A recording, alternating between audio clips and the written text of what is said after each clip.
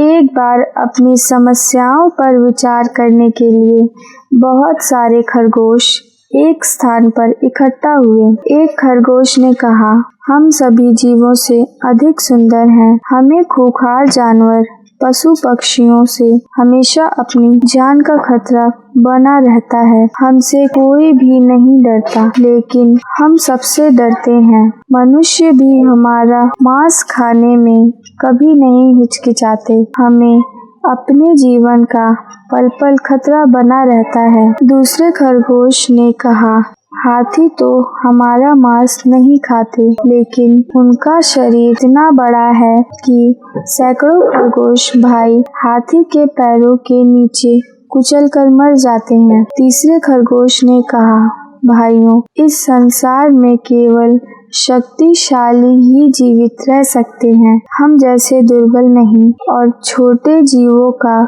इस संसार में रहना बहुत मुश्किल है। मेरे विचार से तो हमारी समस्या का कोई समाधान नहीं है। सभी खरगोशों के निराशापूर्ण शब्द सुनकर एक बूढ़ा अनुभवी खरगोश बोला, मैंने अपनी समस्या का हल खोज लिया है, जो हमारे सभी कष्टों को दूर कर सकता है। हम सबको एक साथ नदी में कूदकर आत्महत्या कर लेनी चाहिए। मौत को गले लगाकर हम सारे दुखों से मुक्ति पा सकते हैं। बूढ़े खरगोश की बात सभी खरगोशों को बहुत पसंद आई। वे सब इकट्ठा होकर आत्महत्या करने के लिए एक नदी के किनारे चले गए। सभी खरगोशों में आत्महत्या करने की इतनी जल्दी थी कि वे सब आपस में झगड़ा करने लगे। खरगोशों को लड़ता देखकर नदी के किनारे बैठे सभी मेंढक बुरी तरह डर गए और जल्दी से पानी में कूद गए। तभी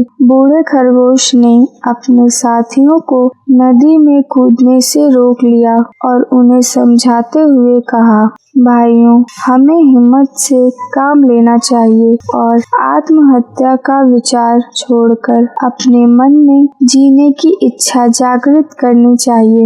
हमें उन जीवों के बारे में भी सोचना चाहिए जो हमसे भी कमजोर हैं। हमसे कमजोर जीव हमसे डरते हैं। इस संसार में हर प्राणी अपने से बड़े और शक्तिशाली से डरता है। इसलिए तो कहते हैं कि शेर पर सवा शेर। इस कहानी से हमें ये शिक्षा मिलती है कि स्वयं को कभी भी कमजोर नहीं समझना चाहिए। अगर ये कहानी आपको अच्छी लगी हो तो लाइक करें, शेयर करें और सब्सक्राइब करना ना भूलें।